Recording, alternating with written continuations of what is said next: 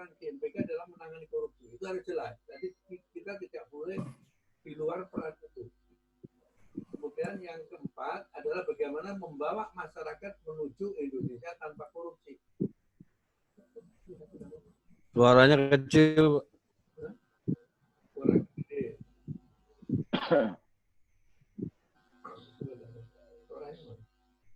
Ini. Jatuh, kok mana sih? Halo, nyambung? Bagus. Ya, siap. Nah, kemudian sekilas tentang GMPK. Jadi ada 5 poin aja nih yang kita sampaikan hari ini. Dan ini menjadikan dasar bagi kita untuk kita bicara di mana saja. Yang jelas, pertama kita akan bicara tentang apa sih korupsi itu, supaya sama. Karena tiap orang punya pendapat berbeda. Kalau Pak Marta itu kan dosen, sehingga dia dapat informasi banyak dari luar, pendapat ini, pendapat itu. Pendapat kita apa? Nah ini, pendapat kita tentang korupsi ya ini yang sekarang mau saya ceritakan ini. Dan semua harus sama, supaya kita kemana-mana juga berbicara soal korupsi sama.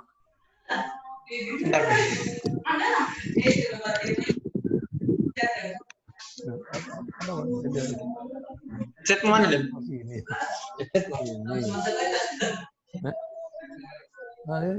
Nah, ada. Apa itu korupsi? Nah, apa itu korupsi? Korupsi ada dulu ya. Tindak pidana korupsi itu yang delik pokoknya itu ada pertama ada unsur melawan hukum atau penyalahgunaan wewenang pertama. Yang kedua merugikan keuangan negara, perekonomian negara. Ini yang pokok delik pokoknya. Kemudian yang ketiga menguntungkan diri sendiri, orang lain dan atau korporasi. Jadi delik pokok korupsi itu tentang keuangan negara, itu ada unsur melawan hukum, penyalahgunaan wewenang, merugikan negara, perekonomian negara, atau menguntungkan diri sendiri, orang lain dan atau korporasi. Di samping delik yang pokok ini, tidak itu ada tindak pidana lain yang dikategorikan sebagai korupsi.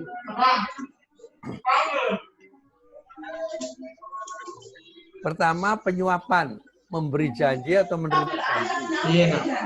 Nah, kemudian kedua, pemerasan. Ketiga, penggelapan dalam jabatan. Keempat, konflik kepentingan dalam proses pengadaan. Kelima, kecurangan dalam pengadaan. Dan keenam adalah gratifikasi. Ini secara garis besar aja saya ceritakan. Nah, kemudian ini tidak pidana korupsi ya, tidak. Jadi kalau teman-teman ada laporan dari masyarakat ke DPD kita larikan ke tujuh delik pokok ini, tindak pidana korupsi itu. Termasuk yang mana dia? Nah, kemudian kita gali unsur-unsurnya apa. Nah, kemudian bagaimana berikutnya lagi adalah kita mengumpulkan alat bukti yang mereka punya apa, atau paling tidak juga bicara tentang indikasi alat buktinya di mana, sehingga kita mendorong memberikan masukan pada penyidik, ini loh alat bukti bisa ini. Karena dia punya kewenangan untuk memaksa. Kita nggak punya kewenangan apa-apa. Kita hanya sebagai societal control, kontrol sosial. Kita hanya bisa memantau, bisa mencari informasi tidak menyentuh sasaran itu. Kecuali penyidik, nah penyidik itu punya kewenangan untuk memaksa, nggak bisa dipanggil ya, kita mau ditangkap dan sebagainya. Kita nggak punya kewenangan itu. Jadi jangan terlalu jauh kita melangkah.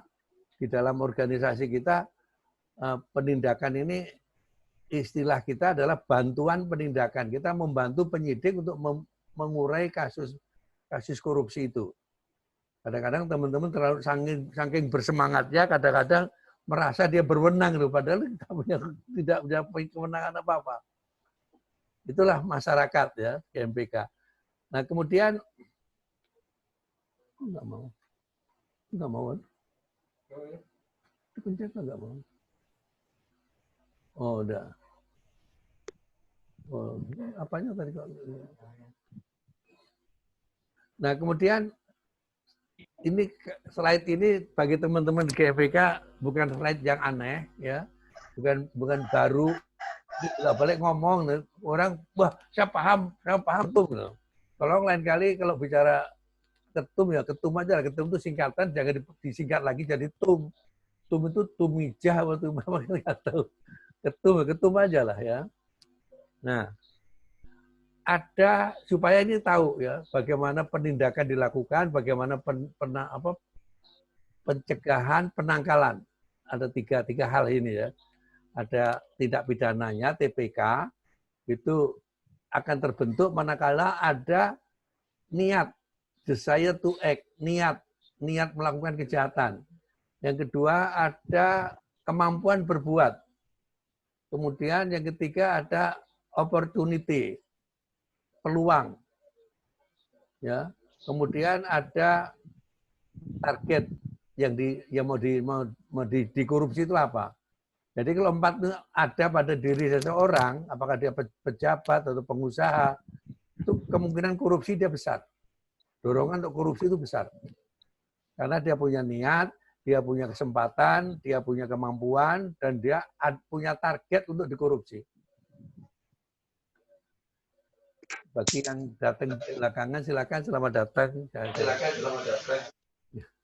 Nah, kemudian ini TPK. TPK terjadi, nah ini diserahkan pada penegak hukum.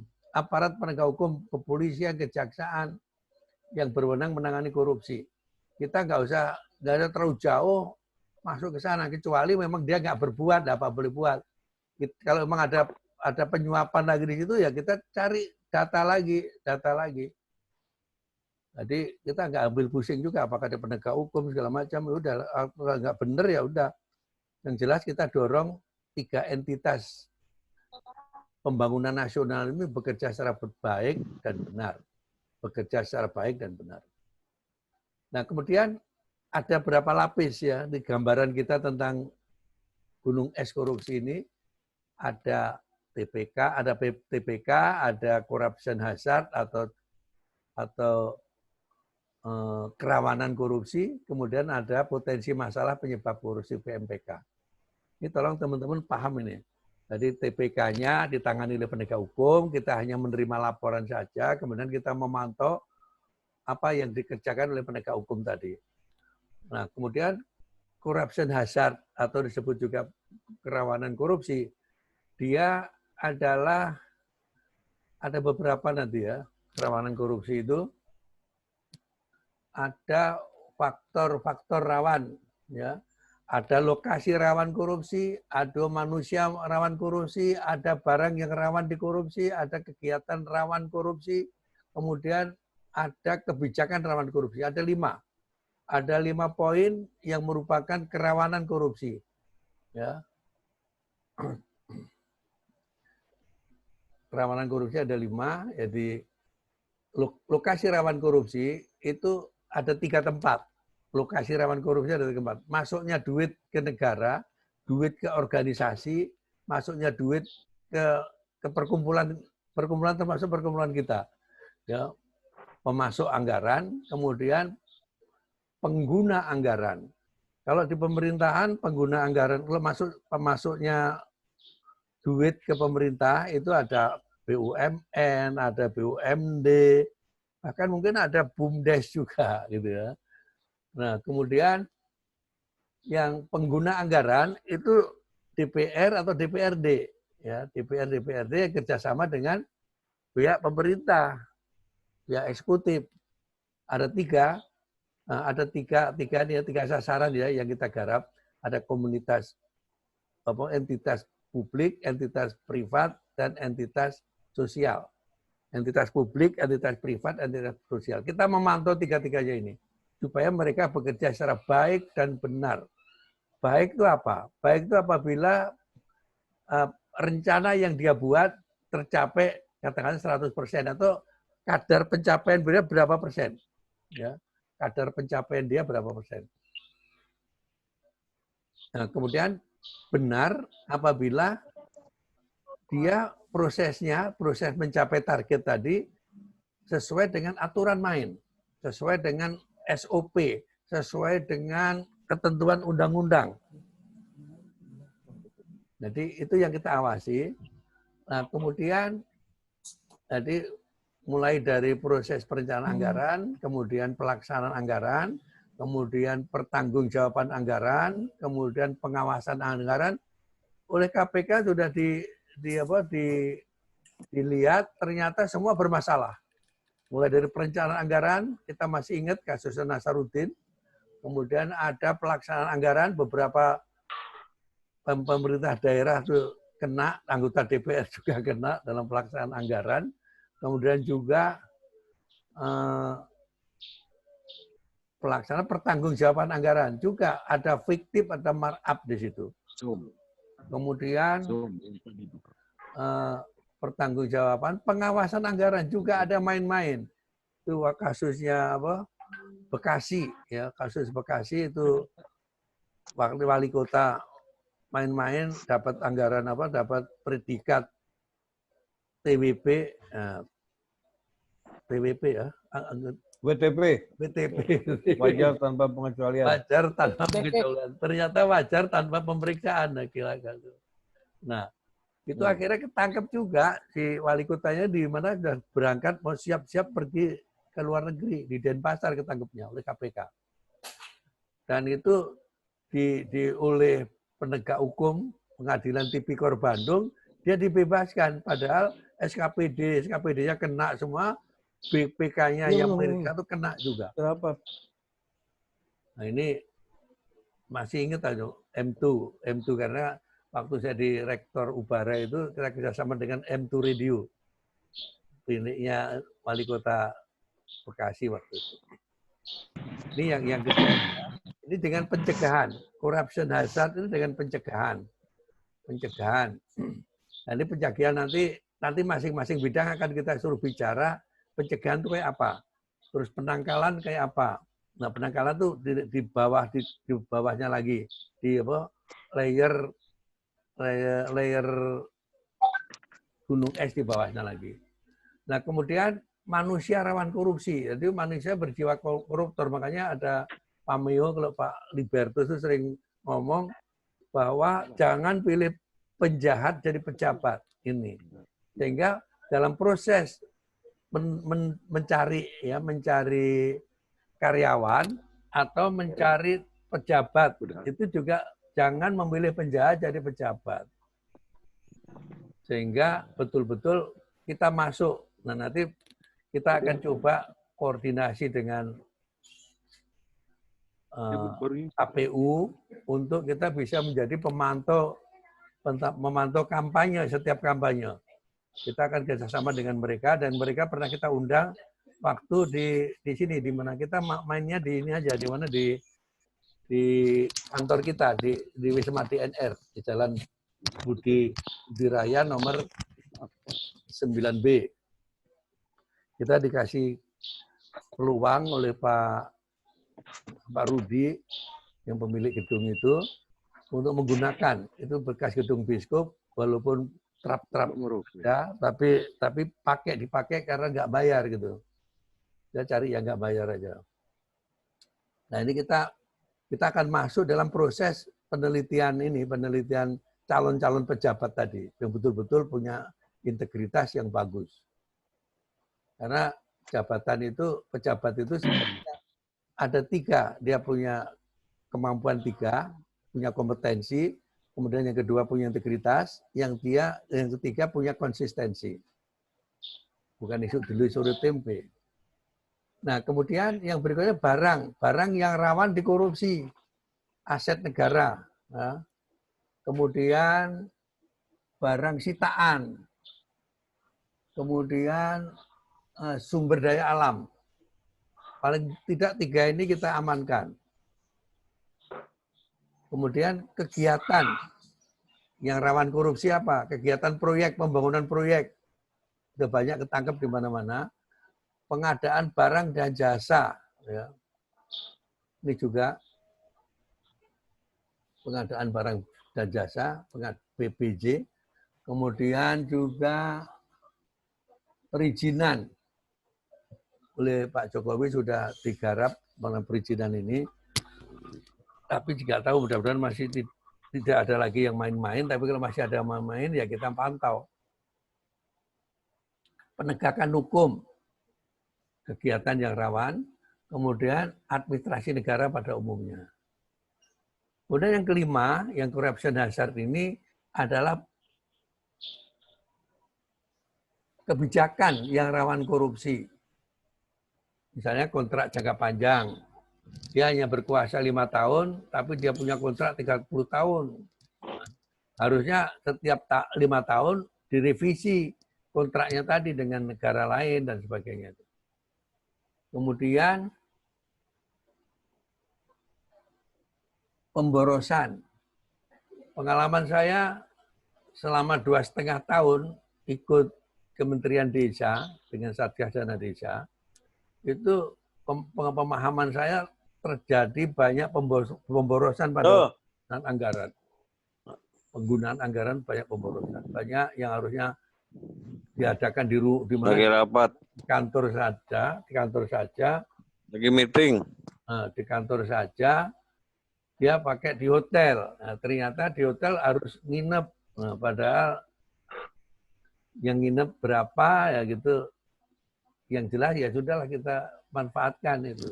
Tapi pemborosan. Kuncinya pemborosan. Kemudian inkonsisten antara kebijakan pusat dan kebijakan daerah beda.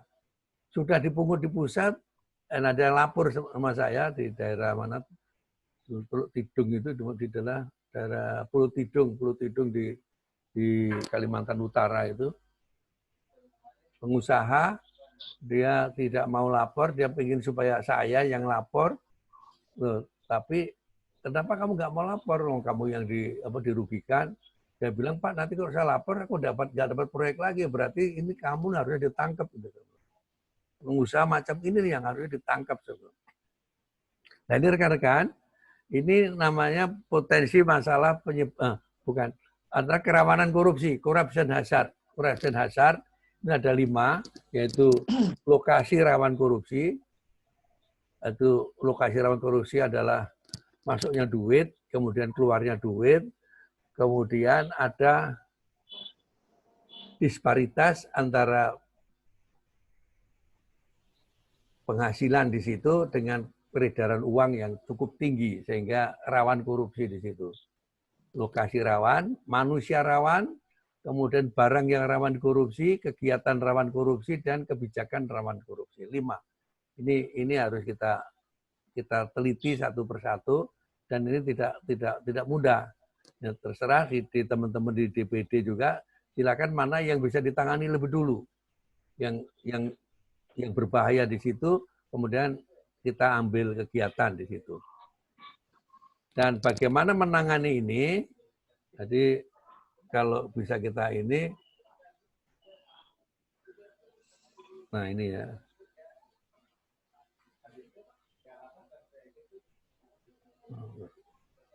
Ini bagaimana menangani seperti ini ya. Menangani korupsi. Kalau TPK-nya yang tadi paling atas tadi represif namanya. Kemudian corruption hazard, kerawanan korupsi dilakukan secara preventif, pencegahan. Apa yang dicegah? Yang dicegah adalah yang tadi, yang 5 tadi, ya. Lokasi rawan korupsi kita awasi, kemudian manusia rawan korupsi kita ikut masuk dalam proses pemilihan mereka, atau kita kasih tahu bagaimana cara memilih supaya tidak rawan. Kemudian barang rawan dikorupsi kita jaga, atau ada penjaganya kita kasih tahu. Kita hanya memberitahu saja, memberikan saran untuk perbaikan kegiatan mereka. Kemudian kegiatan rawan korupsi dan kebijakan rawan korupsi ini preventif. Nah, kemudian GMPK, PMPK, potensi masalah penyebab korupsi adalah layer yang ketiga di bawahnya lagi. Layer ketiga di bawahnya yang gini, ini perlu ada ini ya. Penunjuk itu sudah rusak. Potensi masalah penyebab korupsi, potensi masalah penyebab korupsi. Ada 5 juga, teman. Ada 5 juga. Pertama adalah sistem. Semua sistem yang ada di negeri ini. Mulai dari politik, ideologi politik, kemudian ekonomi, sosial budaya, kemudian pertahanan, keamanan, pengelolaan sumber daya alam, pengelolaan sumber daya manusia, kemudian pengelolaan birokrasi, dan pengelolaan teknologi. Kita sudah membentuk di dalam buku apa? Tuh, ambil buku tuh. Jilid 2, jilid 1 juga bawa. Dua-duanya, jilid 2. Kita membuat buku Go to Hell Koruptor jilid 2. Jadi tolong teman-teman akan kita kirim ke DPD yang eksis, ya, yang nggak eksis nggak kita kirim. Eksis dan ini gratis. Kita untuk satu aja gratis. Untuk kalau mau beli sendiri silakan. Harganya ada ya.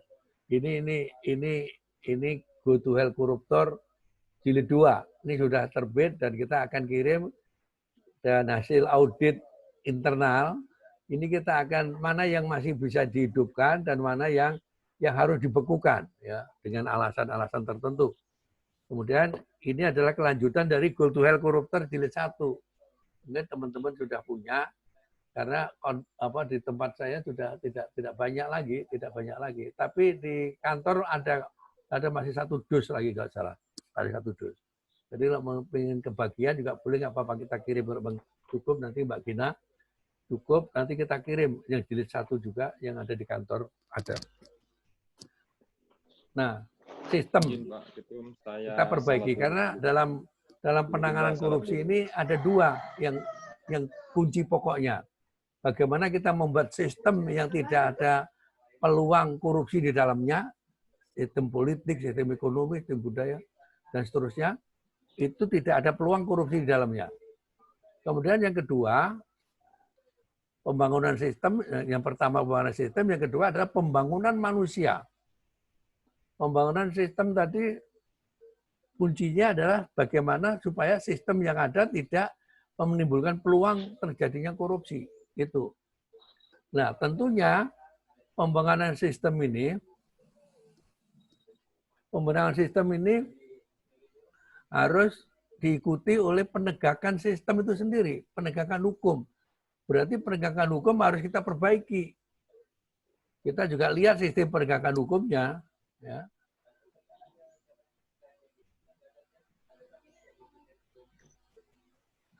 Nah, kemudian yang kedua adalah penghasilan.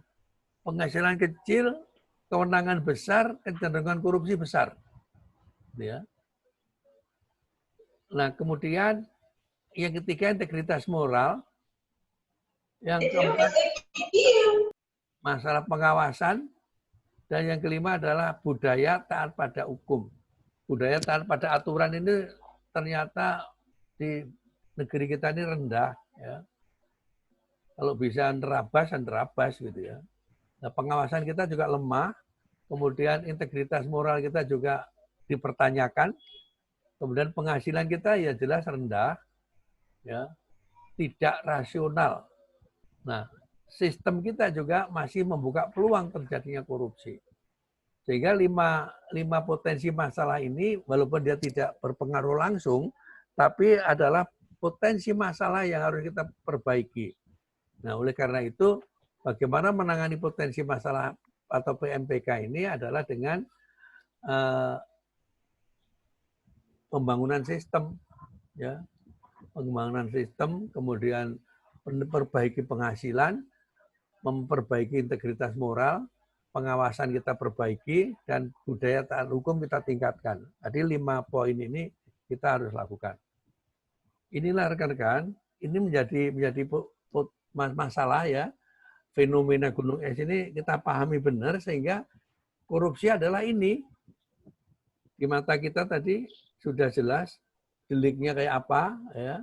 Ada delik, ada tujuh delik. Jadi delik tidak pidana itu ada 7 macam. Milih salah satu mana yang memenuhi unsur terhadap laporan dimasukkan ke kita. Nah kemudian kita cek alat-alat buktinya, alat buktinya ada enggak, atau paling tidak indikasi alat bukti ada di mana itu kita punya.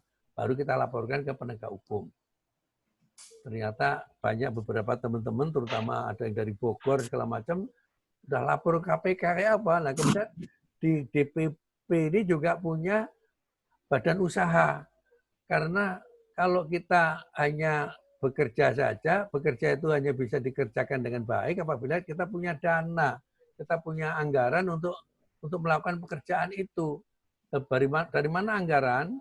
Memang dalam waktu 3 tahun pertama DPP ini dibentuk, ada teman yang membantu saya, membantu kita DPP untuk mendanai itu. Ternyata mungkin saya salah persepsi, seolah-olah dana yang bantuan itu hanya sebagai sebagai simpenan untuk digunakan, padahal sebaiknya dari modal, nggak apa-apa ya. Oleh karena itu mari sekarang ini dengan bendahara itu udah Pak Andi yang masuk jadi bendahara, alhamdulillah. Nah kita akan membentuk badan usaha. Badan usaha ini menjadi menghasilkan sesuatu dana ya untuk digunakan menggulirkan kegiatan GMPK baik di tingkat pusat maupun di tingkat daerah. Badan usahanya apa? Yang antara lain juga LKDBH. Ini kemarin dari dari Probolinggo sudah membentuk ya. Karena mereka akan mencoba memfasilitasi, membantu, memberi bantuan hukum pada anggota masyarakat yang bermasalah. Nah ini dia harus jadi cabangnya LKDBH. Cabangnya LKDBH di daerah. LKDBH di pusat itu sudah punya izin dari Kementerian Hukum dan HAM. Nah, kemudian LKDBH ini juga dapat anggaran dari Kemenkumham. Insya Allah nanti kita bisa rintis untuk kerjasama dengan mereka. Karena di dalam badan kita, di dalam DPP ini, Ketua Bidang Bantuan Penindakan adalah Pak Masudi. Kebetulan Pak Masudi ini adalah mantan inspektur dari Kementerian Kumham, sehingga dia punya akses juga untuk ikut bisa membantu supaya kita pencairan dana itu masuk ke kita. Sementara kita juga punya BSR Center. BSR Center itu dikendalikan oleh Pak Bagus Duyanto. Pernah kita kerjasama dengan Kementerian Koperasi dan UMKM, dan kita waktu itu 1 tahun diberi kewenangan untuk membantu mengawasi pengelolaan dana bergulir yang diberikan oleh Kementerian Koperasi UMKM kepada yang membutuhkan bagian persyaratan mereka, baik koperasi maupun UMKM sendiri. Ini rekan-rekan, gunung es korupsi ini, Anda siapapun mestinya harus bisa menjelaskan ini. Tapi kalau nggak bisa lagi, bisa tanya ke saya lagi. Ya,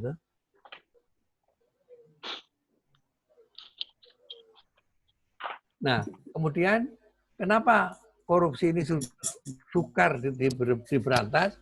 Ada 3 persepsi rekan-rekan. Persepsi korupsi itu apa? Oleh masyarakat berpikir bahwa korupsi adalah kebiasaan. Kebiasaannya yang ngono, biasanya seperti itu ya. Masuk mereka yang kebagian, kapan giliran gue dong? Nah, gitu. Nah, kebiasaan. Nah, di negeri ini kebiasaan adalah sumber hukum. Nah, bisa dijadikan sumber hukum kebiasaan. Nah, padahal korupsi ini bukan kebiasaan. Ya. korupsi adalah kejahatan. Bahkan oleh Prof. Romli itu dikatakan kejahatan yang luar biasa. Kemudian pendapat masyarakat berikutnya, korupsi adalah salah pengelolaan, mismanagement. Jadi kalau ada di lembaga-lembaga pemerintahan atau di perusahaan-perusahaan, kalau korupsi itu kalau diekspos keluar, itu akan merugikan perusahaan. Rate-nya akan turun. Ya. Oleh karena itu biasanya dilindungi. Oh, dipindahin aja. Hanya mismanagement. Padahal bukan. Kita harus berpikir bahwa korupsi adalah kejahatan. Corruption is crime. Korupsi adalah kejahatan. Nah, kejahatan apa yang tadi kita sebutkan? Ada niat, ada kemampuan berbuat, ada peluang, ada sasaran yang cocok. Kalau 4 unsur ini ada pada diri kita, kita memiliki 4 ini, ada niat, ada kemampuan berbuat, korupsi, ada peluang untuk melakukan korupsi, sasaran yang cocok untuk dikorupsi, akan terjadi korupsi. Siapapun orangnya. Walaupun dia dari golongan baik lulusan pesantren segala macam, ternyata juga masih bisa korupsi. Bahkan kiai pun ada yang ketangkep KPK. Nah, ini gambaran anatomi korupsi itu. Ada peluang itu karena aturan juga bisa membentuk peluang. Kemudian sistem hukumnya merupakan aturan bentuk peluang. Kemudian juga pengawasan yang lemah juga menimbulkan peluang.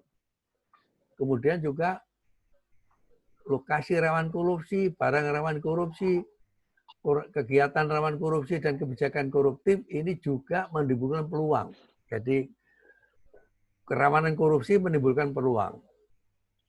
Nah, ini yang melakukannya siapa? Manusia rawan korupsi, individu, bisa kelompok, bisa masyarakat, bisa manajerial satu perusahaan atau satu lembaga.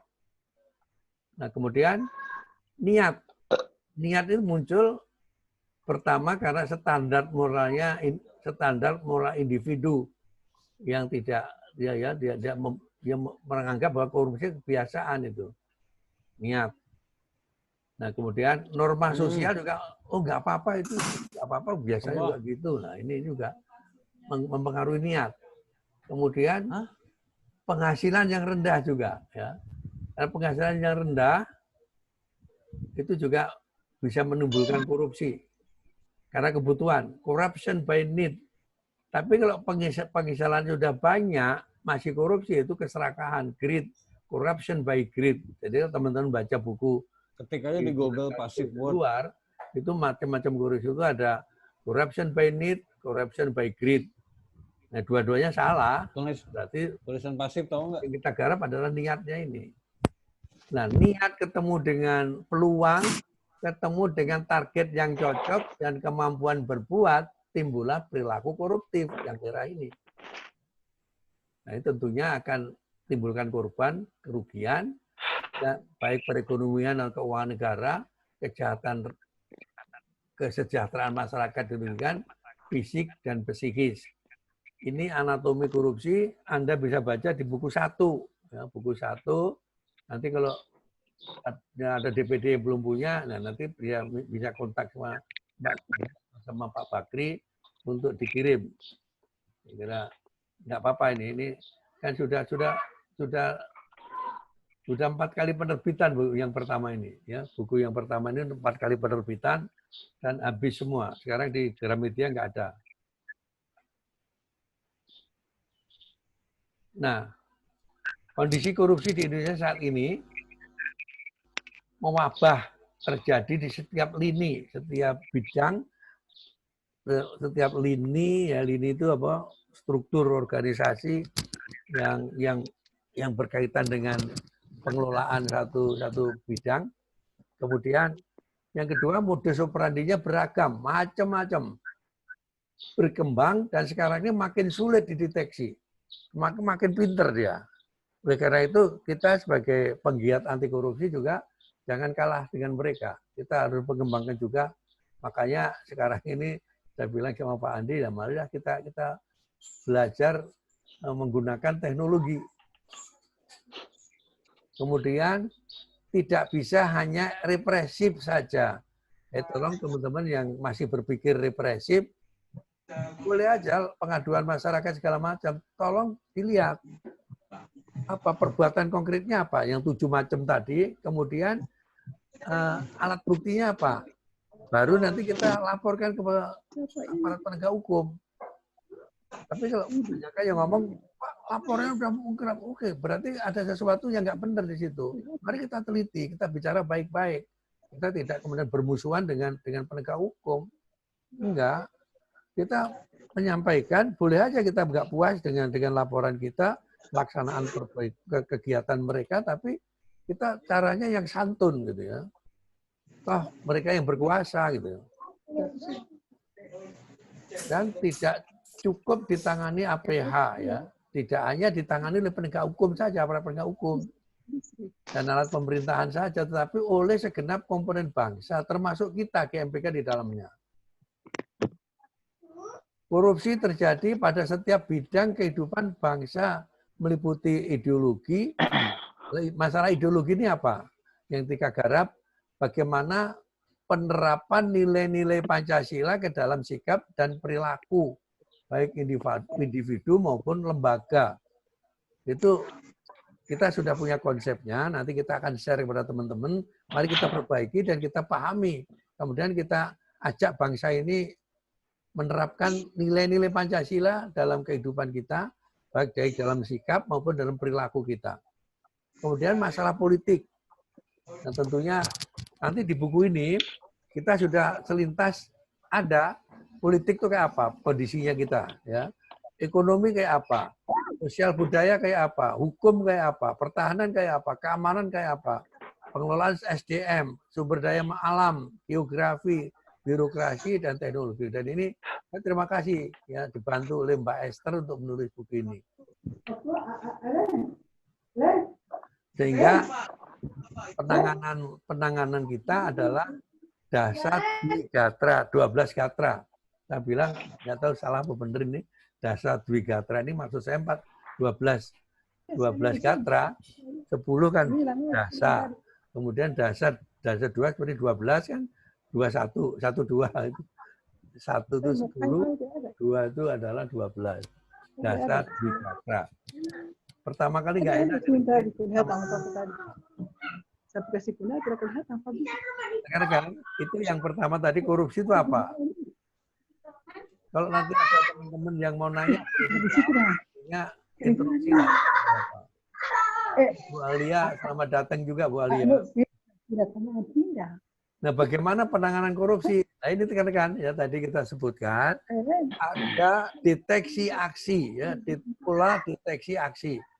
Dan ini saya dapat pada di polisi ya, sekolah di PTIK.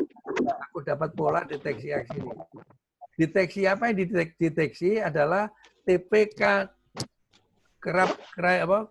corruption hazard ya, tindak pidana korupsinya, corruption hazard, kemudian potensi masalah penyebab korupsi PMPK, dan korban dan kerugian, korban atau kerugian. Nah, bagaimana menangani masalah ini? TPK tindak pidana korupsi ditangani oleh represif, penindakan. GMPK hanya sebagai kontrol sosial, societal control, kontrol sosial. Kita hanya bisa memantau, melaporkan, mendatakan, kita memantau, mendatakan, melaporkan, kemudian ya memberi saran untuk perbaikan. Itu kewenangan kita. Di dalam represif juga kita tidak bisa ini seolah-olah punya kewenangan, enggak, kita enggak punya. Kita kewenangannya memantau. Memantau kemudian kita menyampaikan pantauan kita itu setelah kita datakan, kalau memang ada perbuatan konkretnya, yang 7 macam tadi, salah satu ada unsur-unsurnya. Oleh karena itu kita sudah punya juga badan usaha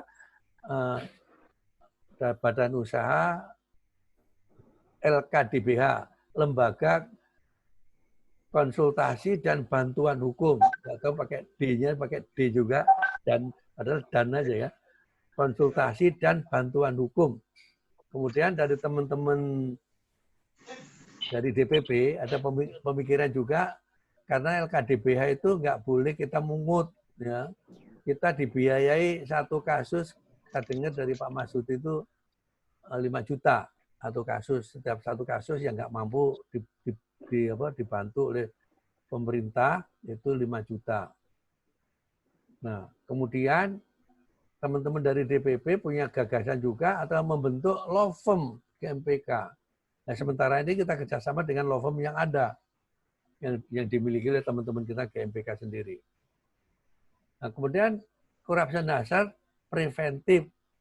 Preventif itu yang 5 tadi, ya. Ada kita bagaimana menangani lokasi rawan, bagaimana menangani manusia rawan, barang yang rawan dikorupsi, kemudian sudah, tapi enggak ini ya, pada jalan pengawasan. jam 10. Ya. Makanya aku bilang, wah, aku telat nih. Adalah Kejauhan. Iya, tapi belum. Tidak.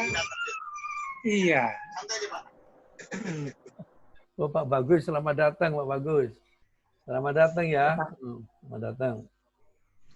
Nah, kemudian potensi masalah penyebab korupsi PMPK layer yang ketiga di Gunung Es tadi dengan preemptif. Preemptif adalah menangani masalah pada hulu permasalahan.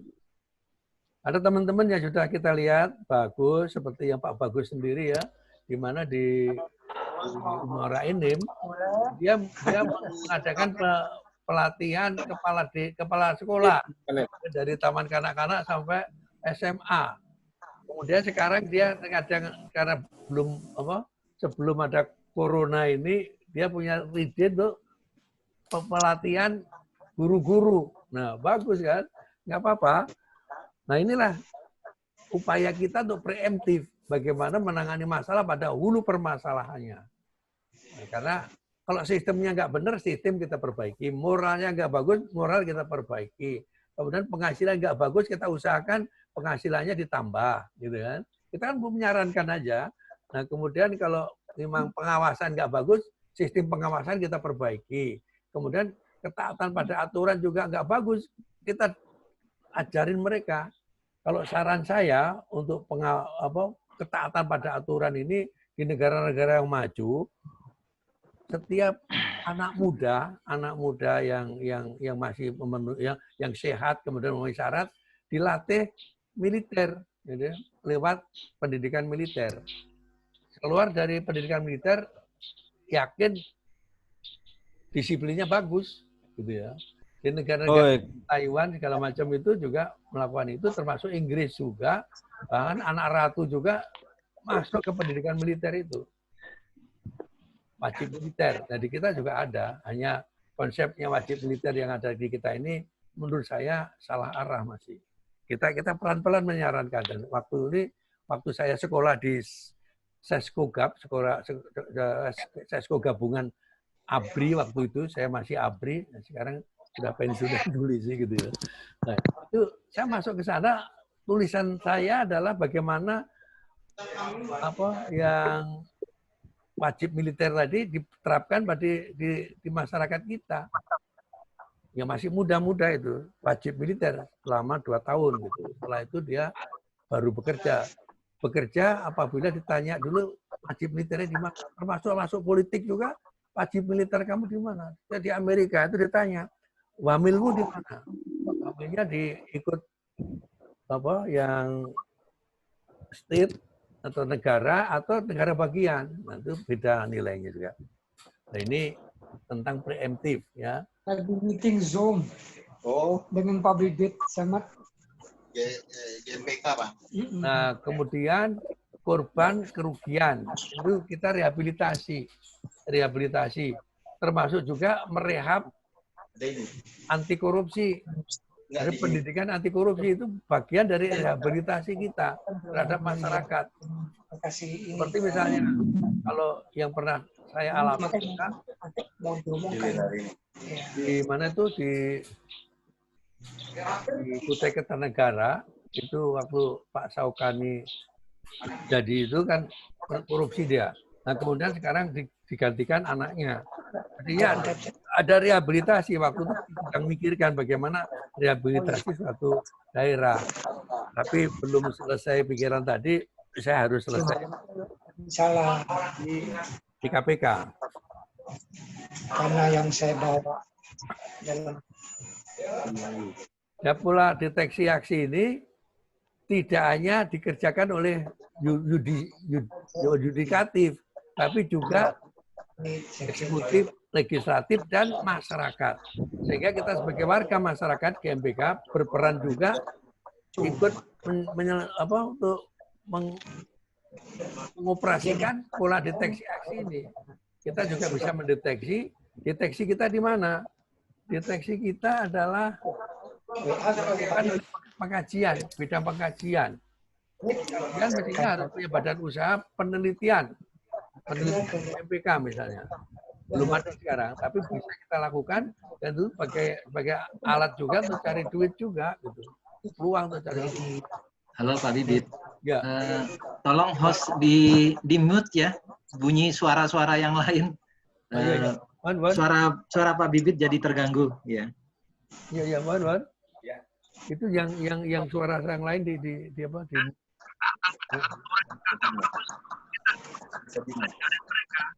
Oh, yang untuk peserta host dimatikan aja speakernya.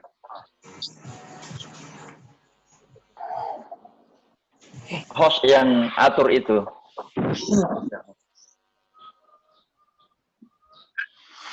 Oke Pak, sudah diperbaiki Pak. Sudah. Oke ya, udah. Nah, mudah-mudahan nggak itu. Oke. Jadi deteksi tadi dilakukan oleh bidang pengkajian. Nah, pengkajian sekarang ini dipegang oleh Pak Martin Sirait. Benar ya, Pak Martin Sirait. Nggak apa-apa, nanti kita akan susun kembali. Siapa yang punya waktu untuk bekerja di GMPK, di DPP, kita kasih kesempatan. Ya nggak punya waktu, ya hanya nama dia, ya nggak usah lah. Nah, pengkajian ini isinya ada penelitian, kemudian pencarian solusi, dan perumusan action plan. Bagaimana kita membantu instansi atau lembaga-lembaga yang memerlukan bantuan kita. Nah, ini juga ada konsultan fee-nya juga. Cuma kita buat aturan itu. Nah, mencari solusi juga, mulai dengan seminar, lokakarya, dan sebagainya. Ini juga bisa dijadikan badan usaha. Silakan DPD juga boleh, DPP memberi contoh gitu. Kemudian yang kedua aksi, deteksi aksi. Aksi dilakukan pencegahan, penangkalan, bantuan, penindakan. Ini kuncinya.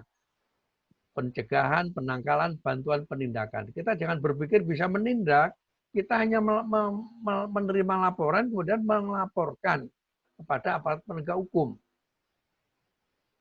Kemudian berikutnya lagi ada pembelajaran anti korupsi. Nah, istilah saya pembelajaran. Pendidikan anti korupsi yang biasanya kan. Tapi kita rubah jadi pembelajaran, karena pembelajaran itu unsurnya ada 4. Pertama, pendidikan. Pendidikan itu mentransfer knowledge, pengetahuan tentang apa saja. Nah, kemudian yang kedua adalah pelatihan. Yang ditransfer apa? Skill, keterampilan. Kalau yang pertama pengetahuan, yang ditransfer pendidikan, mentransfer pengetahuan, knowledge. Kemudian pelatihan mentransfer keterampilan, ya, pelatihan mentransfer keterampilan atau skill. Kemudian pembiasaan, ya, pembiasaan ini yang kita lupa melakukan. Padahal waktu kita belajar sholat juga dibiasakan oleh orang tua kita supaya kita sholat, gitu ya. Itu kita pakailah metode pelatihan pembiasaannya sholat tadi. Nah, pembiasaan ini di beberapa disiplin ilmu seperti kedokteran, psikologi, itu sebelum jadi dokter, jadi psikolog, dia ada dibiasakan dulu, ada istilahnya sekolah profesi gitu ya. Nah, kemudian yang keempat adalah keteladanan.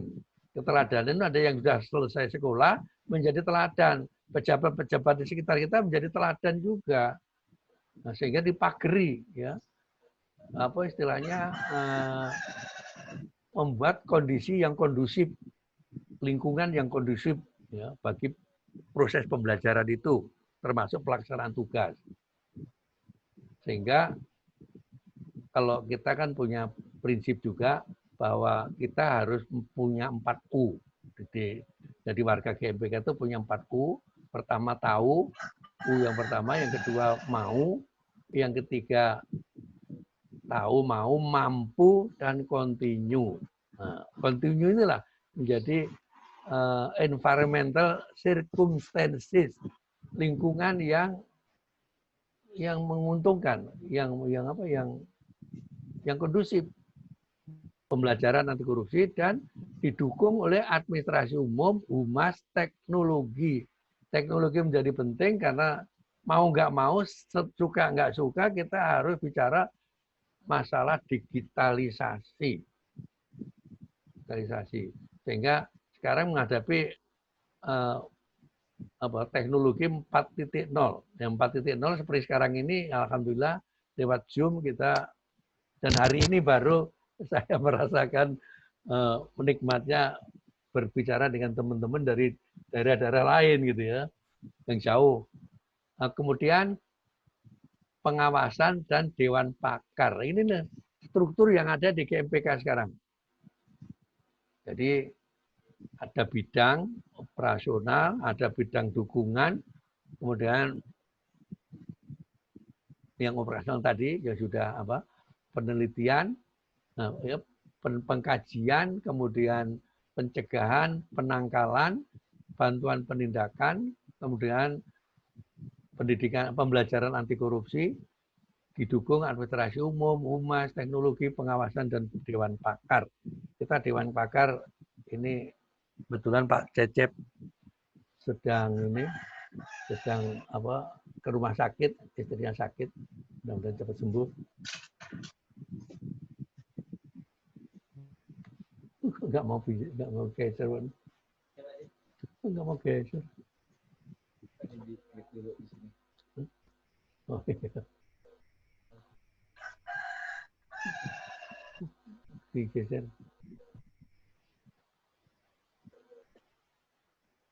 Geser, Mas. Dikecilin. Oh, ya. Nah, kemudian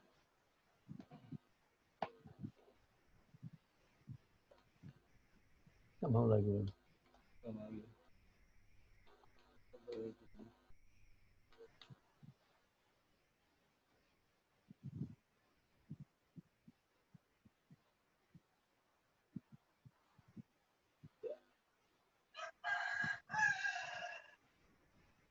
Oh, kok belakang?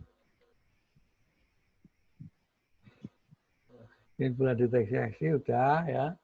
Saya kira udah, kita langsung peran GMPK dalam penanganan korupsi. Ini tolong teman-teman perhatikan, terutama DPD, peran kita hanya sebagai societal control, kontrol sosial. Apa? Ada yang lengkap ini, ada deteksi, kita punya deteksi, pencegahan, penangkalan, rehabilitasi, dan bantuan penindakan. Ini ada 5 tetap perannya. Deteksi apa? Penelitian. Kita kalau bisa nanti punya badan usaha penelitian GMPK. Kemudian penerimaan laporan pengaduan. Nah ini mestinya DPP ini harus sudah ada LKDBH, ada piketnya gitu ya. Penerimaan laporan pengaduan adanya korupsi. Kemudian kita juga bisa membuat prediksi tantangan, ancaman yang dihadapi di bidang korupsi itu.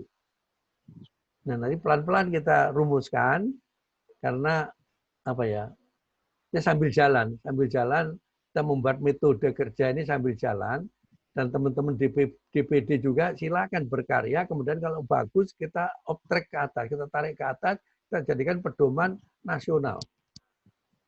Jadi teman-teman DPD yang sudah aktif, monggo, Nanti kita himpun juga sehingga perlu ada pelaporan tiap bulan. Bahkan kita punya buletin yang namanya cekal, bisa kita hidupkan kembali. Kalau memang susah untuk diterbitkan secara bulanan karena belum laku dijual, ya kita buat ininya, buat digitalnya aja, terbitan digital. Tapi ada masukan-masukan tentunya dari DPD-DPD ini bisa masukan luar biasa yang banyak. Ya. Kemudian koordinasi dan kerjasama dengan entitas lain. Ya. Deteksi ini bisa kerjasama dengan entitas lain, bisa dengan eksekutif, bisa dengan legislatif, bisa dengan yudikatif. Di mana mereka kenal kita dan memahami yang kita lakukan, kemudian mereka bisa menerima konsep-konsep kita. Sama DPD juga bisa. Ada beberapa teman yang saya nilai sudah berhasil karena mendekati Pemda juga tidak mudah, ya tidak mudah. Kita harus dikenal juga oleh mereka. Sudah dikenal mereka, silakan kita berkarya di sana. Karena seperti misalnya di Pemda ini juga punya anggaran dia, ya kita kerjasama program-program dia bisa kita distribusikan ke kita, ya. Bisa dengan MOU dengan mereka. Kemudian pencegahan kita memanfaatkan peluang, ya, pemanfaatan peluang sehingga tidak dipakai untuk koruptor melakukan korupsinya, terutama pada lokasi rawan korupsi, ya, manusia rawan korupsi, barang yang rawan dikorupsi, kegiatan rawan korupsi dan kebijakan rawan korupsi. Kita harus memantau semua ini. Makanya kalau kita juga bisa mengembangkan sistem memantau juga, silakan nanti teman-teman mengembangkan masing-masing ini mumpung belum ada petunjuknya secara terpusat. Nah, pelan-pelan pusat juga melakukan ini. Dan ini harusnya kemarin pada waktu Rakornas di Malang itu masing-masing teman-teman dari pusat ini sudah bisa menyampaikan ini, ternyata tidak semuanya bisa. Nah, oleh karena itu jadi masalah kita bersama. Tidak hanya dilempar ke ketua umum aja, nggak apa-apa, kamu juga ikut mikir terus. Kemudian penangkalan gimana kita kerjakan? Kita membangun sistem politik, sistem ekonomi, sistem sosial budaya. Berarti kita harus melihat sistem yang sekarang ini kayak apa. Kemudian kita juga mencari teorinya. Sementara sumber-sumber yang kita pakai sekarang ini kan banyak ya. Dan alhamdulillah dengan adanya internet segala macam ini kita terbantu. Tidak harus punya buku, tapi kita juga punya e-book ya. Buku-buku elektronik. Nah, itu kita pelajari. Mau nggak mau, kita harus belajar digitalisasi. Mau nggak mau bagaimana mencari buku dan sebagainya. Bagaimana membaca buku ada ini. Ada teman-teman yang jadi dosen segala macam kan bisa minta tolong murid-muridnya untuk membaca buku, kemudian kita tahu hasilnya. Bacaan kamu kayak apa? Oh ini Pak, ini gini nih. Ya udah. Kita nambah pengetahuan di situ. Nah, penangkalan memperbaiki sistem. Sehingga rekan-rekan, sebetulnya penanganan korupsi ini ada dua aja yang menjadi sasaran pokok. Pertama, perbaikan sistem. Kedua, perbaikan manusia. Kalau perbaikan sistem membuat sistemnya tidak membuka peluang terjadinya korupsi. Kalau pembangunan manusia, kita harus membangun manusia Indonesia yang punya kompetensi, punya integritas, dan punya konsistensi. 3 ini aja. Nah, bagaimana ke sana itu? Mari kita sama-sama dengan proses pembelajaran tadi. Ada pendidikan, ada pelatihan, ada pembiasaan, dan ada keteladanan. Dengan seperti hari ini kita lakukan, kita akan lakukan terus gitu ya. Kita akan lakukan terus menggunakan Zoom ini, dan kita sudah sepakat dengan teman-teman di DPP, kita menggunakan pakai Zoom aja, aplikasinya Zoom aja, kemudian risikonya apa, dan nanti kita pikirkan. Kemudian yang kedua, dalam perbaikan masalah ini, penangkalan ini adalah moral. Bagaimana kita melakukan pendidikan moral. Pendidikan moral sejak dini. Nah, rekan-rekan, kalau ditanya moral itu apa sih? Gitu ya. Moral itu apa? Di dalam kehidupan kita ini, kita mengenal adanya values, nilai-nilai, values. Nilai-nilai itu ada 3. Ya, nilai-nilai ada 3. Nilai moral, yang kedua nilai estetika, keindahan, kebagusan. Kemudian yang ketiga adalah nilai material. Nilai material itu berapa panjang, berapa pendek, berapa penghasilan, berapa bagaimana kesehatan, dan sebagainya. Ini nilai material, kegunaannya. Nah, nilai moral, nilai-nilai itu intinya ada 2. Menunjukkan salah atau benar, kemudian buruk atau jelek. Ya, buruk atau baik atau buruk. Baik atau buruk, salah atau benar. Nilai itu ada 2 tadi. Nilai kebenaran dan nilai ketidakbenaran. Kemudian ada nilai kebaikan dan nilai keburukan. Jadi nilai-nilai yang bersifat positif, yang baik, yang benar, yang positif, kita sebut moral. Jadi moral adalah kumpulan nilai-nilai yang bersifat positif, itu moral. Yang negatif kayak apa? Yang negatif adalah amoral. Gampang kan ya? Moral adalah nilai-nilai bersifat positif yang ada di kehidupan kita ini. Itu moral. Nah, kemudian di dalam kehidupan kita ini, kita nilai-nilai tadi dirumuskan di dalam norma, kemudian di dalam etika, dan di dalam ya, norma, etika, prosedur. Nah, rekan-rekan, prosedur yang kita ada di istilah perguruan tinggi itu ada disiplin ilmu, itu dipelajari prosedur. Prosedur nyuntik pasien, prosedur menangani penyakit, itu ilmu kedokteran, ilmu keperawatan, prosedur menanam tanaman, pertanian, dan seterusnya. Itu prosedur yang digarap. Di samping ada prosedur, ada norma-norma yang berlaku di masyarakat, norma berlaku di kelompok. Nah, kemudian ada juga norma-norma sosial. Ya. Norma, kemudian etika. Etika mana yang salah, mana yang benar. Ya. Kemudian di kita sendiri ada kode etik profesi, ya. Kemudian di KPK, di GMPK sendiri juga ada kode etik profesi GMPK, ya, yang ada 7 macam itu. Kemudian bagaimana memperbaiki penghasilan, ya, potensi masalah.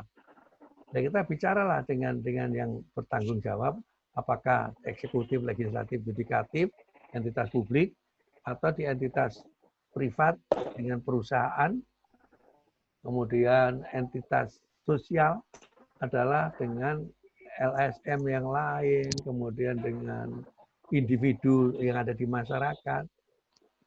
Dan ini kita bicara dengan mereka. Ya, kemudian pengawasan.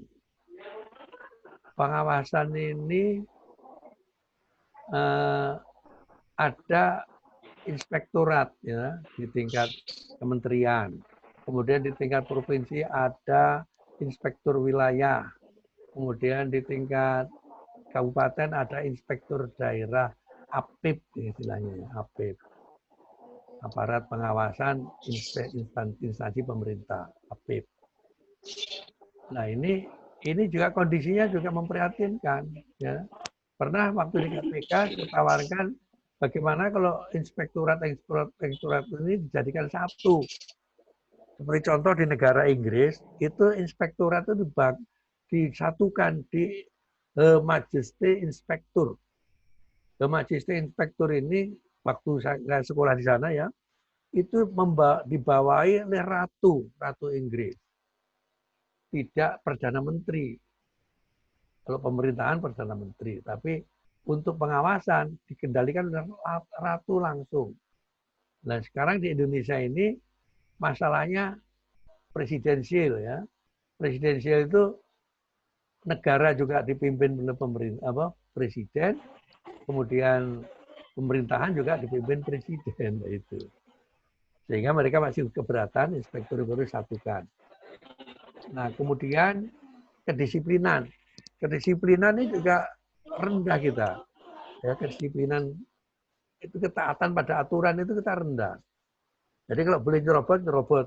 Satu contoh aja kalau kita hidup di Jakarta, ya itu kalau di Ciledug aja lah. Saya dari Ciledug itu jalan mana ke arah Ciputat.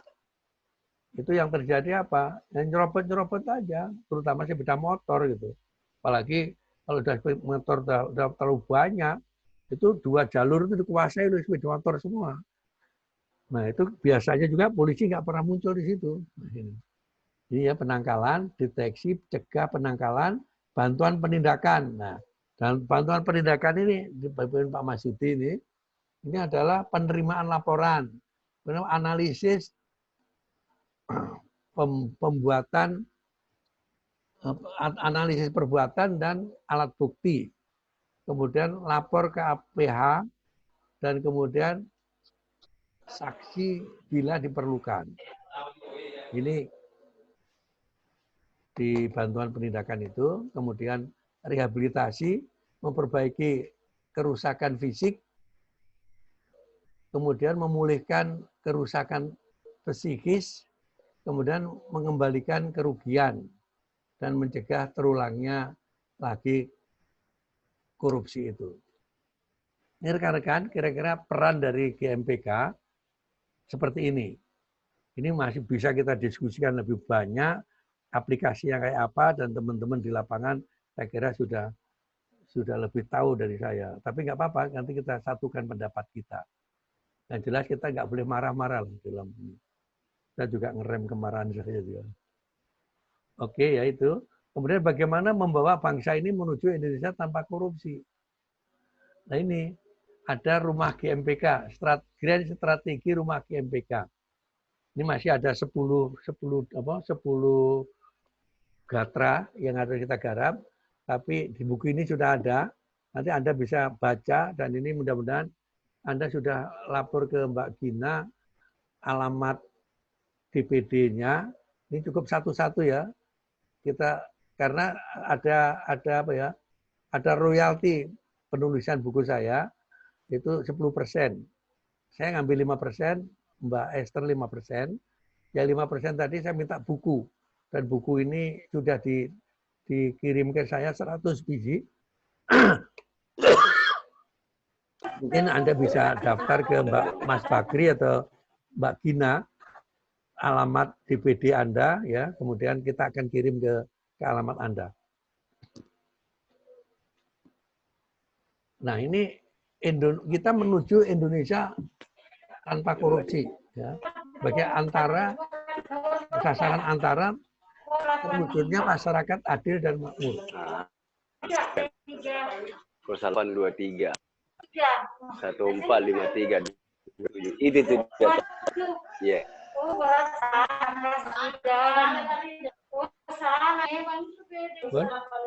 Ini nggak ada lagi. Ini nggak ngomong sendiri. Nggak tahu. Suaranya berisik. Ya ini ya. Kita tujuannya membangun Indonesia tanpa korupsi sebelum menuju masyarakat adil dan makmur.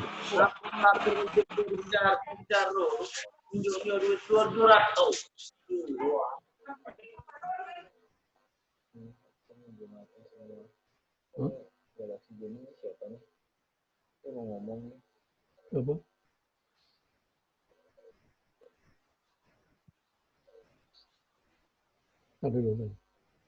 Biar aja nih. Nah, kemudian 12 gatra tadi, ideologi Pancasila, bagaimana kita menerjemahkan value values ke dalam sikap dan perilaku. Nanti kita akan bahas tersendiri. Kemudian politik, hukum, dan seterusnya sampai penerapan teknologi. Nah ini ideologi Pancasila bagaimana mengaktualisasikannya nilai-nilai Pancasila ke dalam sikap dan perilaku yang dihadapi bangsa kita ini, kita belum punya itu. Nah kemudian teknologi, bagaimana menerapkan perkembangan teknologi dalam kehidupan masyarakat, bangsa dan negara, baik sebagai individu maupun kelompok. Intinya seperti itu. Kemudian yang kita garap adalah masyarakat, birokrasi dan dunia usaha. Kemudian sekilas tentang GMPK. Saya kira Anda kalau sudah baca about GMPK itu ada di sini. Kita dirikan pada 2012 itu FPMK, kemudian tidak jalan karena kita berantem terus di dalam. Kemudian kita bentuk GMPK 9 orang, kemudian meningkat jadi 22 orang, kita membentuk GMPK. Kita sudah punya 125 DPD, ada yang sudah daftar, seperti misalnya Bekasi, tinggal dilantik tapi terkena corona, jadi masih belum. Nah kemudian audit yang kita lakukan audit dari 125 DPD ini, mana yang layak untuk eksis atau mau eksis ya. Ya ada yang melepaskan diri, terus terang ada yang mau melepaskan diri, nggak masalah, silakan masuk ke MPK bebas, keluarnya juga silakan. Kemudian bagi yang masih tetap bergabung, konsolidasi, organisasi, kaderisasi, pemanfaatan teknologi. Nah sekarang ini kita mulai, kita menggunakan Zoom itu. Kemudian dan seterusnya kita sudah punya juga akte notaris, kemudian sudah ada izin dari AHU, dari Kemenkumham. Kemudian kita berkantor di DPP itu berkantor di Jalan Budi Raya nomor 9B, Kemanggisan, Jakarta Barat. GMPK adalah perhimpunan dari warga masyarakat yang peduli nasib bangsa yang terpuruk karena dilanda korupsi. Penggiat GMPK bersepakat menjadikan GMPK sebagai satu organisasi sosial, organisasi pembelajar, sehingga hari ini kita mulai, dan organisasi pebisnis. Badan usaha kita bangun, sedang kita rintis. GMPK organisasi independen, dibiayai oleh pengurus dan anggota, kegiatan fundraising melalui kegiatan badan usaha yang sah, serta menerima sumbangan yang tidak mengikat dari sponsor dan donatur yang tidak koruptif.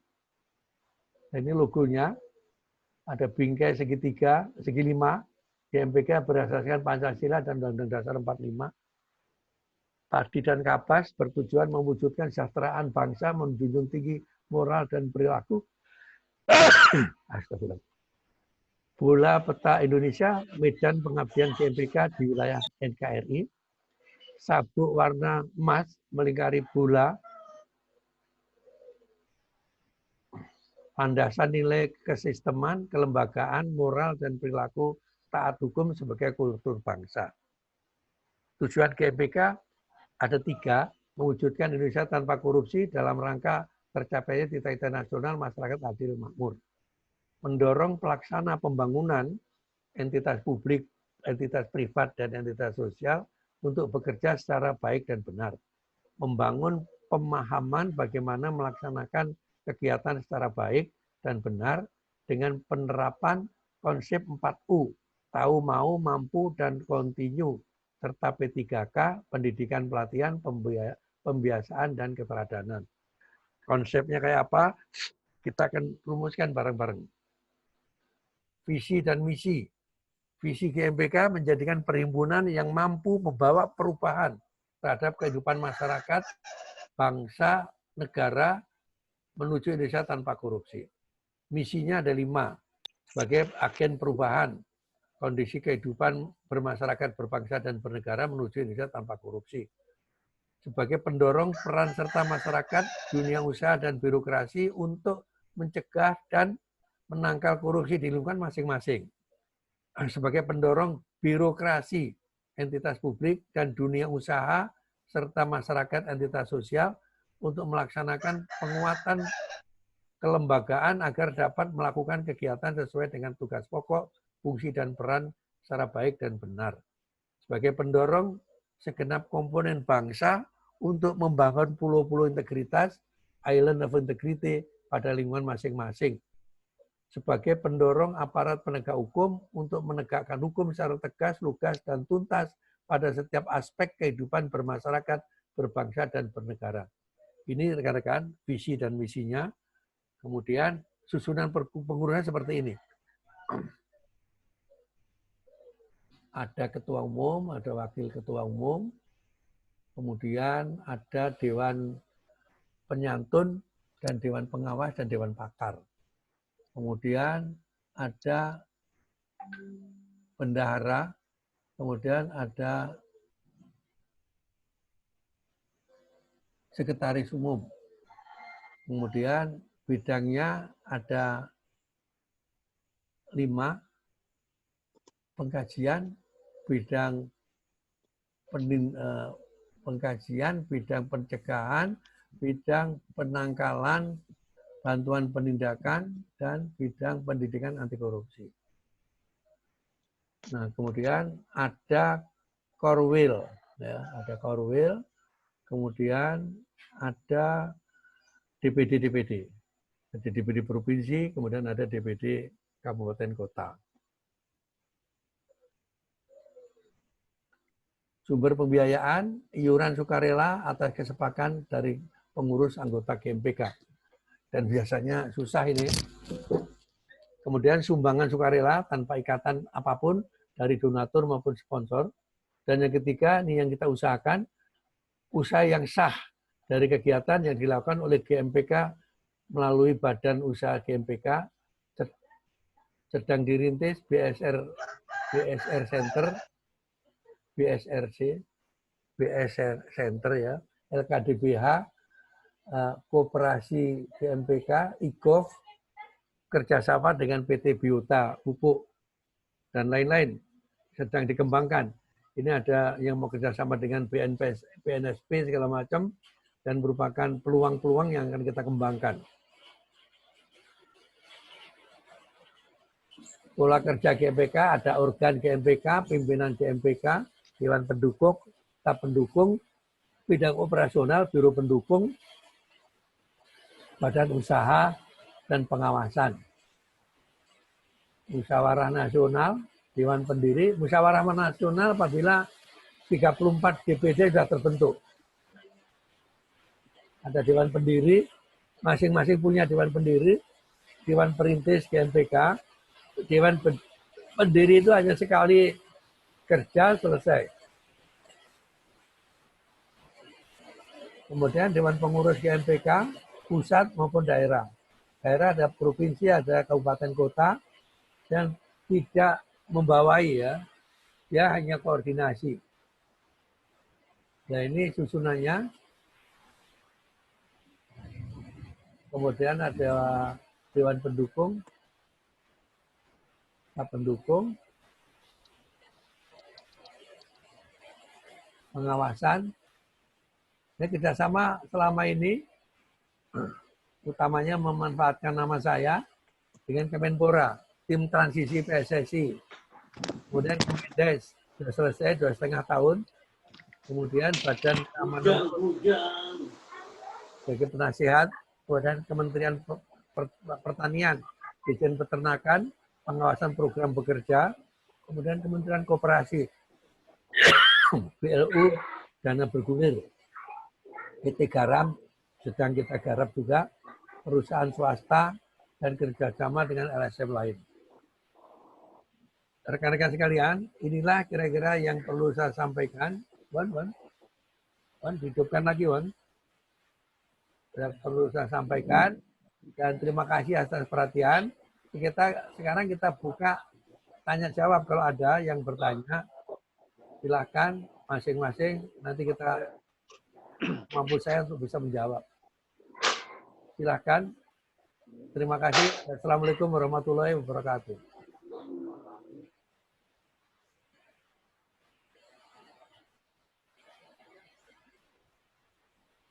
Macet. Ini di stop aja. Hah? Enggak, sesi tanya jawab dulu bagusnya. Ya, tanya jawab, monggo, silakan. Ya. Ayo Pak, dari DPD ada pertanyaan? Silahkan.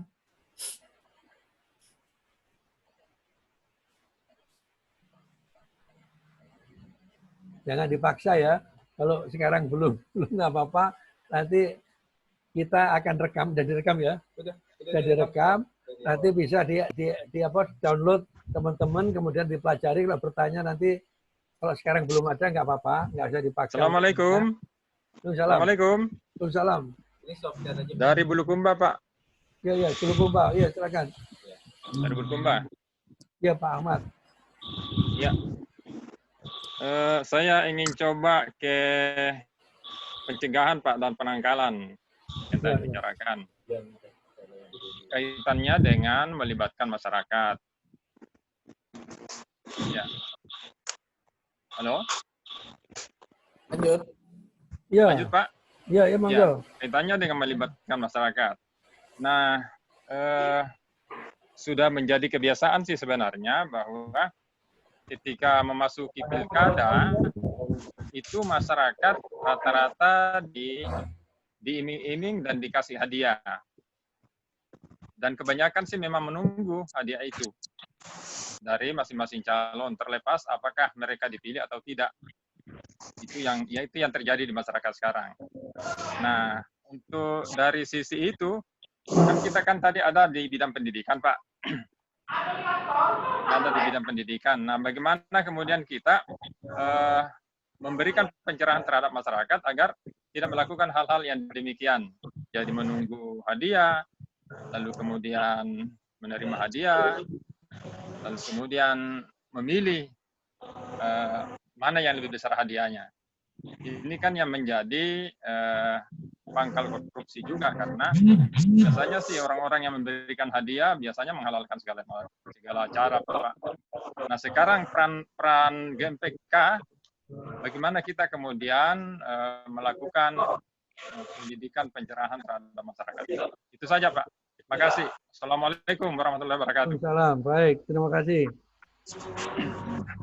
Memang harusnya aku didukung oleh ini ya, oleh teman-teman masing fungsionaris itu. Tapi nggak apa-apa. Begini, kita aturannya kan nggak boleh kan. Nah, kita kasih tahu mereka aturannya seperti ini. Kalau Anda melakukan hal itu keliru, gitu kan? Tolong tidak dilakukan. Misalnya minta hadiah segala macam supaya nanti dipilih. Ya janganlah. Ya. Terus kemudian Anda juga bisa ini nanti teman-teman DPD yang lain boleh juga seperti yang lihat ya, yang sudah bagus itu Pak Adi Sriono. Ini yang benar hadir juga. Itu dari mana? Dari Sragen. Itu dia mengajak masyarakat untuk bekerja sama dengan GMPK Sragen menanam kayu gaharu. Kemudian dari situ dia dapat pekerjaan, dapat penghasilan. Nah, dengan seperti itu kita bisa mencontoh Pak Adi Sriono ini supaya masyarakat tuh menjadi dapat penghasilan dengan kegiatan yang mereka sendiri lakukan. Jadi kalau kemudian kita membenarkan bahwa memberi hadiah itu benar, itu sudah masuk dalam salah satu aturan yang tidak diperbolehkan di dalam undang-undang anti korupsi. Memberi janji, memberi hadiah itu nggak boleh. Itu harus kita jelaskan pelan-pelan pada masyarakat. Kemudian bagaimana kita ngajak masyarakat supaya lewat karya dia bisa dapat penghasilan gitu. Seperti kerjakan Pak Adi Sriono. Mungkin yang punya di Pak Adi juga mengajak masyarakat di pendidikan. Dia dengan mengajarin guru, mengajarin kepala sekolah dulu, kemudian guru diajarin. Nah, inilah ya ibaratnya apa ya? Ibaratnya kita mendidik, itu kita pakai ini, pakai apa? Pakai perantara. Istilahnya apa ya? Istilahnya perantara di dalam pendidikan itu tutor. Nah, tutor. Ya. Misalnya kita mendidik anak-anak TK. Kita tidak langsung pada anak TK, kita pada tutornya. Nah, kemudian juga bagaimana Anda mendidik masyarakat. Karena ada orang yang bisa dipercaya oleh masyarakat itu siapa, itu kita cari. Nah itu kita ajak kita kasih tahu bagaimana GMPK bekerja. Ini yang boleh, ini nggak boleh.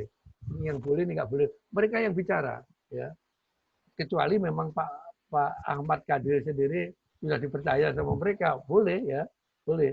Ini terus terang, saya dapat laporan dari Pak Adi Sriono ini, dia tidak bergantung pada bupati, Pak. Tapi malah sekarang bupati mendeketin dia, kok kamu bisa berhasil itu gimana? Nah, padahal yang lainnya punya dapat penghasilan dari bupati kan, dapat dana dari bupati. Tapi Mas Adi Sriono tidak seperti itu. Dia dengan berkarya tadi, dia diakui oleh orang lain, diakui oleh bupati sehingga bupatinya mendekatin dia untuk ilmunya diambil dia. Nah, kenapa enggak? Ilmu harus kita amalkan toh. Jadi Pak Kadir ya. Itu artinya kita pahami dulu apa yang boleh, apa yang nggak boleh, kemudian kita cari orang yang didengar oleh masyarakat itu. Kecuali kita bisa didengar. Kalau bisa katalah Pak Bibit, ternyata aku juga didengar sama orang, ya udah aku ngomong sendiri gitu ya. Nah tapi bagaimana teman-teman DPD GMPK ini juga didengar oleh orang lain dengan cara kita dipercaya dulu oleh mereka, baru kemudian kita menggunakan kepercayaan itu untuk mempengaruhi dia. Kemudian kita dorong juga dia mempengaruhi orang lain lagi yang di bawah pengaruh dia. Nah inilah apa seperti main biliar tuh ya. Kita memikir bulan 6 yang 15 bola itu kita pukul bola 6 sudah di pinggir gawang. Kita padahal yang kita pukul bola 1 kemudian dia reposet kena yang 6 masuk. Nah gitu. Kira-kira model main biliar ya. Kita main biliar. Pak Kadir ya. Nah. Ya lagi-lagi yang lain. Ya, monggo. Ya, makasih. Oke. Tolong dipelajari dulu, ya, pelajari karena ini bukan barang baru ini. Barang lama hanya khawatir Anda hanya melihat selintas saja. Tapi dengan kita bicara ini, Anda juga bisa mengulang lagi pembicaraan saya itu, kemudian menanyakan yang nggak jelas. Nanti dari situ kita akan bicara. Aku anytime bisa diajak bicara sih. lewat HP ya, lewat HP sehingga kadang-kadang waktu saya itu malam gitu, malam kalau pada waktu sudah ngelilir itu bangun malam, kemudian biasanya kan kontak dengan Bu Ailia aja malam hari itu, oh ini kita diskusi. Kalau jam 12 jam 3. Jam 12 jam 3, nggak apa-apa kadang-kadang jam 3 aku bangun kemudian sampai pagi nggak tidur gitu, pagi nggak tidur, kecuali setelah subuh kemudian kita tidur lagi. Gitu. Kalau tidak ada yang lain, masih ada yang saya mau tanyakan, Pak? Masih bisa? Iya, silakan. Ya. Sekarang saya masuk di ini ya, penyelidikan, Pak.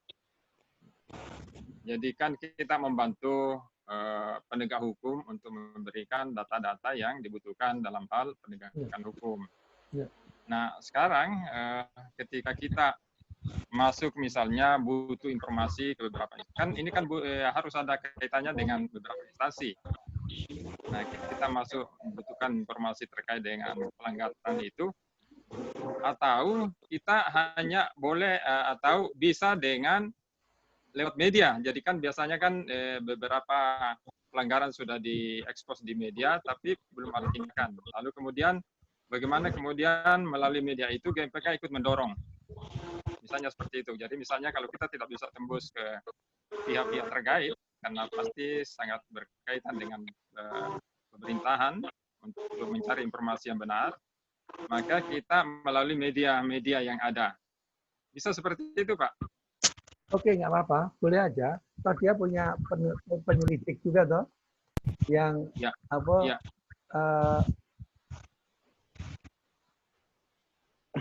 Dia punya pengetahuan juga tentang ini, tentang bagaimana kita mengadakan penyelidikan melalui investigator. Iya, investigasi. Jadi investigasi ya. Pak ahlinya kan Pak Bagus ini kan.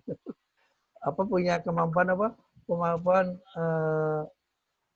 investigasi, Pak. Investigasi, jurnalis investigator gitu ya. Karena ada pelajaran itu, jurnalis investigator lah itu mungkin kapan-kapan Pak Bagus kita suruh cerita tentang jurnalis investigator itu kayak apa. Sehingga teman-teman seperti Pak Ahmad Kadir ini paham juga, bisa menggerakkan teman-teman kita di lapangan itu ya. Tapi yang lebih penting lagi Pak Kadir ya, memang supaya teman-teman kita juga bisa bergerak juga di lapangan, dia kan perlu ongkos ya. Nah, ongkosnya gimana? Nah ini lewat Pak Andi Arham ini kita sudah kerjasama dengan PT Biota. Jadi Sulawesi kan udah hebat tuh Biota itu ya. Kenapa? Ya GMPK tuh Pak berperan di situ sebagai apa? Pemasar produknya dia. Gitu. Saya sendiri juga akan gerakkan juga orang di Kediri, Pak Sulkan ya, mudah-mudahan gitu. Dan rekan-rekan, ini saya pikir satu kesempatan yang bagus dan kita difasilitasi oleh internet seperti ini. Alhamdulillah kita bisa ketemu dengan orang Bulukumba, orang Muara Enim secara bareng-bareng. Kemudian Pak Andi itu kan sekarang masih di Makassar ini. Nah, Bu Aulia di Kendari, dan ini nyambung semua. Atau di mana? Di mana? Bu Aulia sekarang di Kendari apa di mana? Di mana? Di Muna. Sama. Nah, oleh karena itu kita akan buat setiap Selasa atau Kamis, monggo nanti Pak Andi yang membuat ini atau sama Pak Sekum. Pak Sekum membuat rencana pertemuan kita kapan lagi gitu ya. Sehingga saya minta juga nanti bagaimana menjabarkan GMPK ini oleh bidang-bidang. Sehingga teman-teman yang di lapangan ini juga dia punya bidang juga punya pedoman gitu. Syukur kalau di teman-teman di lapangan juga sudah membuat pedoman sendiri, kemudian bisa di-optek ke atas, ditarik ke atas menjadi pedoman secara keseluruhan gitu. Monggo. Silakan ya Pak Kadir ya. Ya, terima kasih Pak. Sedikit saya tambahkan Pak Ketum. Iya. Halo. Iya. Sedikit saya tambahkan mengenai pilkada. Ya, saya lagi dengan Bandoglas mencoba meramu konsep memilih pemimpin yang berintegritas. Oke. Jadi melalui badan usaha GMPK. Oke. Kami mencoba membuat formula itu melakukan sosialisasi ke masyarakat dengan biaya yang minim dan si calon tidak terbebani dengan biaya. Jadi melalui produk Pak Ketum. Jadi produk ini ya itu tadi Biota. Kita ngelihat potensi daerah pilkada itu apa? Pertanian, perkebunan, peternakan. Nah, semua produk ini bisa masuk Biota ini. Jadi kita menawarkan kampanye, oke, pakai produk ini. Kasih utang ke masyarakat. Setelah panen baru bayar. Nah, itu mampu mengantisipasi pembelian suara dengan harga 100-200 ribu. Nah,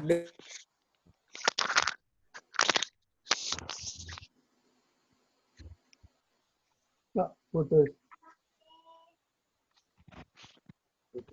Jalan di internet. Oh, internet. Enggak. Hilang suaranya. Iya, hilang suaranya. Hilang suaranya. Sambungan internetnya nggak bagus. Ini di tempat saya sedang hujan ini. Sedang hujan lebat. Mute-nya dibuka, mute-nya. Ya, itu Bang Andi mute. Halo.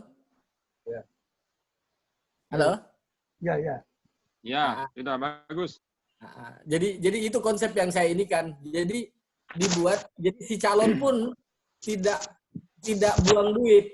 Artinya dia memang harus mempersiapkan duit, membeli produk, membantu petani untuk peningkatan produksi pertaniannya atau produksi peternakannya. Bayarnya setelah mereka berproduksi. Jadi tidak ada yang dirugikan, malah diuntungkan. Nah, peran GMPK di situ. Terus peran Biota sebagai pemilik produk itu membina petani-petani ini tadi, baik peternak maupun petani, karena dia sistemnya pakai teknologi.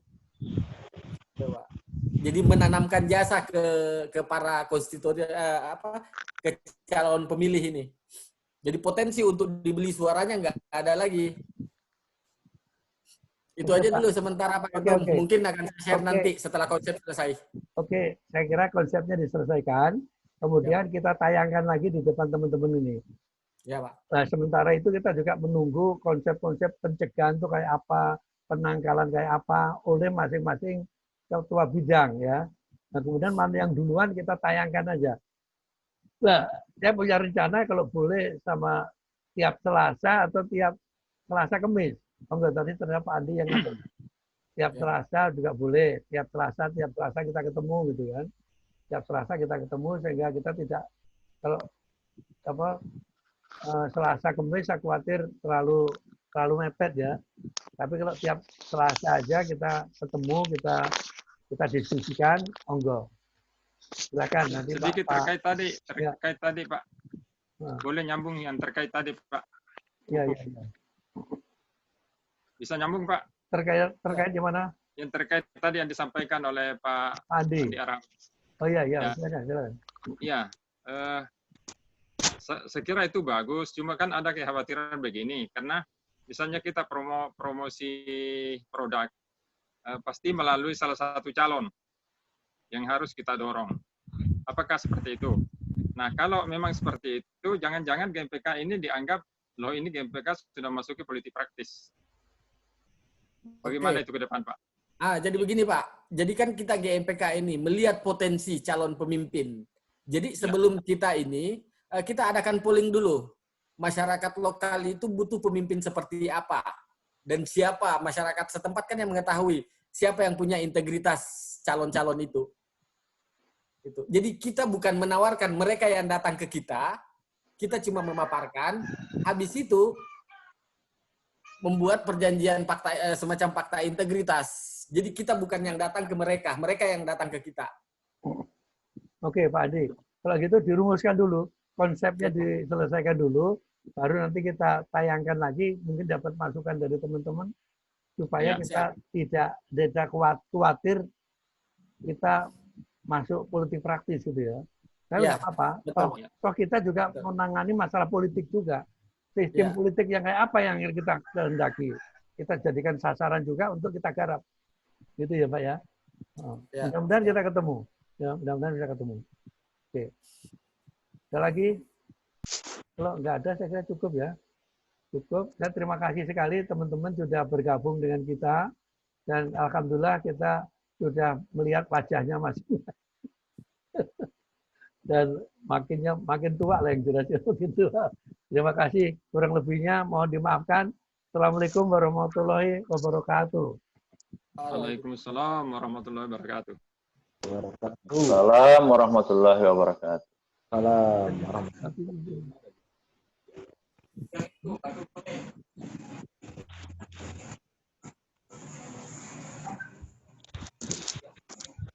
Juhara sambil bawa mobil.